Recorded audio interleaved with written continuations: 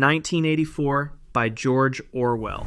Let's start with the one that predicted everything and got banned everywhere for doing it. 1984 came out in 1949, set in a future Britain called Oceania, where a totalitarian government called the Party controls every single thing: what you say, what you think, what you're allowed to remember. The man running it all is Big Brother, a face on every poster, watching everything, everywhere, always. Our guy is Winston Smith. He works for the government, literally rewriting history. Old newspaper articles, old records, old facts, anything that contradicts what the party currently says is true gets destroyed. Winston's job is to make the past agree with the present, every day. And Winston knows this is insane. He starts keeping a diary, which is basically a death sentence. He falls in love with a woman named Julia, which is also basically a death sentence. He starts believing there might be a resistance, which, you guessed it, death sentence. The book doesn't end well. There's no heroic escape. The party breaks Winston completely, and the last line of the novel is one of the most chilling sentences in English literature. He's been destroyed so thoroughly that he genuinely, fully loves Big Brother. So why was it banned? The Soviet Union banned it immediately, because it was obviously about them. But here's what makes this more interesting. It was also suppressed in several Western countries during the Cold War, because it was seen as too demoralizing, too bleak, too likely to make people lose faith in any political system at all. The irony of governments banning a book about government banning things apparently did not occur to anyone. Today, 1984 is considered one of the most important novels ever written. The words Orwell invented for it, doublethink, thought crime, newspeak, unperson, are now part of everyday language, which is either reassuring or terrifying depending on how you look at it. Brave New World by Aldous Huxley. 1984 is the nightmare where control looks like pain. Brave New World is the nightmare where control looks like pleasure. Published in 1932, Huxley imagined a future where human beings are engineered in laboratories, sorted into social castes before they're even born, and kept happy through a drug called soma, which is exactly as good as it sounds and exactly as sinister as it sounds. Everyone is content, everyone is comfortable, nobody is free, but nobody notices because freedom has been engineered out of them. The story follows Bernard Marx, a low-level misfit who doesn't quite fit his caste, and John the Savage, a man who grew up outside the world state and reads Shakespeare and actually feels things. John is horrified by this perfect world. He wants suffering, he wants meaning, he wants the right to be miserable. The world state finds this baffling. The ending is bleak in the quietest possible way. John can't survive in a world designed to erase everything he believes in. And the world state barely notices he's gone. This book was banned in Ireland in 1932 for its depictions of free sexuality in several U.S. states for language and content, and has been repeatedly challenged ever since. But what really makes governments uncomfortable about Brave New World isn't the sex or the drugs. It's the suggestion that people might choose a comfortable cage over an uncomfortable freedom. Willingly, eagerly. That idea makes every government nervous, because some of them are the ones building the cage. Fahrenheit 451 by Ray Bradbury. Here's a fun detail. A book about burning books has been banned repeatedly. Fahrenheit 451 was published in 1953 and is set in a future America where firemen don't put out fires. They start them. Their job is to burn books. All books. Reading is illegal. Knowledge is dangerous. The population stays pacified through wall-sized television screens and constant noise. Our guy is Guy Montag, a fireman who starts to question things when he meets a teenage girl who actually notices the world around her. She asks him if he's happy. He says yes. Then he goes home and realizes he has no idea if that's true. Montag starts hiding books instead of burning them. This goes as badly as you'd expect. The book was banned in several American school districts for language, and in one genuinely poetic moment, a censored version was released in which all profanity and violence were removed, which is to say, a censored version of a book about censorship was published and sold to people. Bradbury was furious. What makes this one particularly uncomfortable for governments is the argument at the center of it that people didn't need to be forced to stop reading. They stopped on their own, little by little, because screens were easier and faster and more comfortable. The firemen only showed up after. The population handed over their books voluntarily. Bradbury said he wasn't writing about government censorship. He was writing about television, which is a distinction that's gotten considerably more complicated in the last 20 years. The Jungle by Upton Sinclair. This book was written to make people feel sorry for workers. Instead, it made people refuse to eat meat, and then it made governments change the law, in that order. The Jungle came out in 1906 and follows Jurgis Rudkus, a Lithuanian immigrant who arrives in Chicago full of hope and gets systematically destroyed by the meatpacking industry. Long hours, dangerous conditions, poverty wages, no safety nets, no rights, no recourse. The system eats him alive in slow motion. Sinclair's intention was socialist outrage. He wanted readers to see that the people doing the work were being treated as disposable machinery. He wanted class consciousness. He wanted revolution. What he got was the Pure Food and Drug Act. Because buried in the book were descriptions of what actually went into the meat, diseased animals, rat droppings, the occasional worker who fell into the processing vats and was rendered into lard, America read those pages and immediately stopped thinking about labor rights and started thinking about their breakfast. Sinclair famously said he aimed for the public's heart and hit its stomach instead. The book was banned in Yugoslavia and East Germany, supposedly communist countries, because its portrayal of exploited immigrant workers was considered too inflammatory even for governments that claimed to be pro-worker, which tells you something interesting about what those governments were actually protecting. Lady Chatterley's Lover by D.H. Lawrence.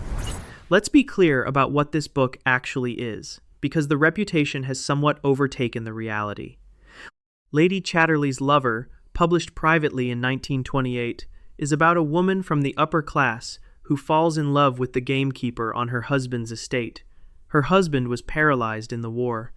The gamekeeper is working class. They have an affair. It is explicit about this. The British government banned it for 32 years. In 1960, Penguin Books decided to test the newly passed Obscene Publications Act by publishing the full unexpurgated version and essentially daring the government to prosecute them. The government did. The trial became one of the most famous in British legal history, the prosecution asked. In all seriousness, whether this was a book you would wish your wife or servants to read. The defense pointed out that this question revealed more about the prosecution than about the book. Penguin won. The book sold 2 million copies in 6 weeks. But here's the thing that actually made governments uncomfortable, and it wasn't the sex. It was the class politics. Lawrence wasn't just writing about physical intimacy. He was writing about a woman from the aristocracy choosing a working man over everything her world told her was correct. That was the transgression. The sex was just the thing they could prosecute. The book was also banned in Australia, Canada, Japan, India, and the United States at various points. In each case, the stated reason was obscenity. In each case, the actual reason was more interesting. The Grapes of Wrath by John Steinbeck. Here's a book that was banned by the very counties it was written about. The Grapes of Wrath came out in 1939 and follows the Joad family Oklahoma farmers driven off their land by drought and bank foreclosures during the Great Depression. They load everything they have into a truck and head to California, chasing the promise of work. What they find instead is exploitation, violence, contempt, and starvation. Steinbeck spent time with migrant workers before writing this. He saw the camps. He saw the conditions.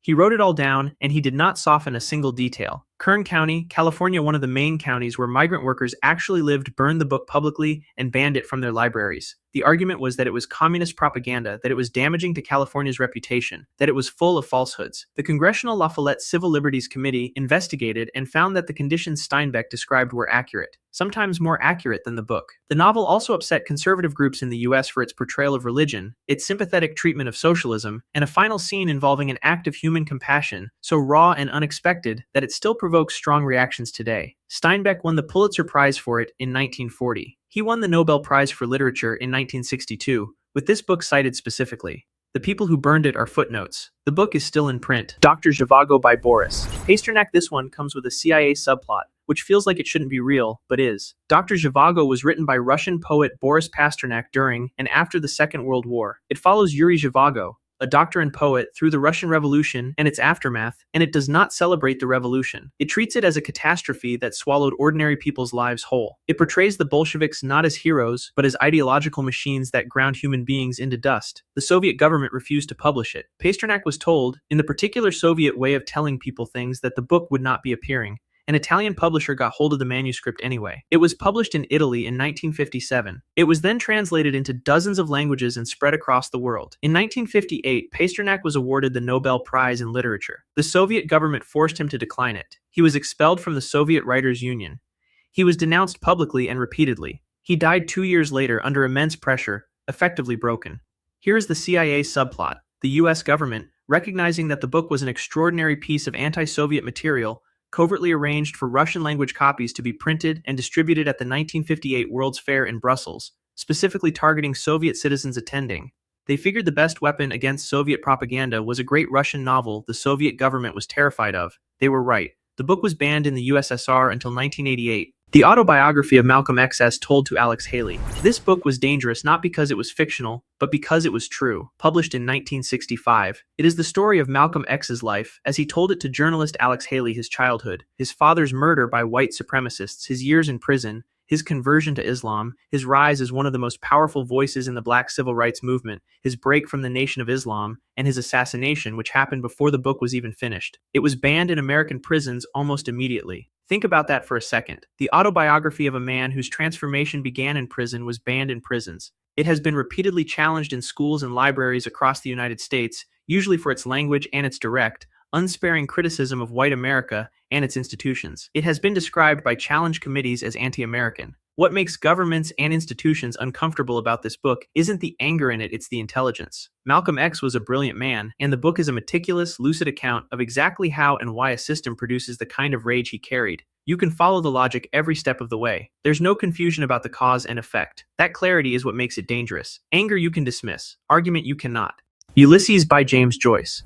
Ulysses is a book that takes place over a single day in Dublin in 1904. Leopold Bloom, an ordinary Jewish advertising man, walks around the city, thinks thoughts, buys a kidney for breakfast, goes to a funeral, watches a woman on a beach, gets drunk, tries to help a young man named Stephen Dedalus, and eventually goes home to his wife Molly, who may or may not have had an affair. That's the plot. The execution is approximately 800 pages of some of the most technically ambitious prose in the English language, including an interior monologue so intimate and chaotic that it essentially invents a new way of writing. The United States banned it in 1922. The U.S. Post Office burned copies that were mailed in. It remained banned until 1933, when a federal judge ruled that it was not obscene, because, and this is the actual ruling, its effect on the reader was more likely to cause nausea than arousal. This was considered a victory. The UK banned it until 1936. It has been banned, challenged, or restricted in multiple countries across the 20th century. Here's what actually makes Ulysses transgressive beyond the obvious bits. Joyce refused to allow any daylight between what his characters were thinking and what appeared on the page.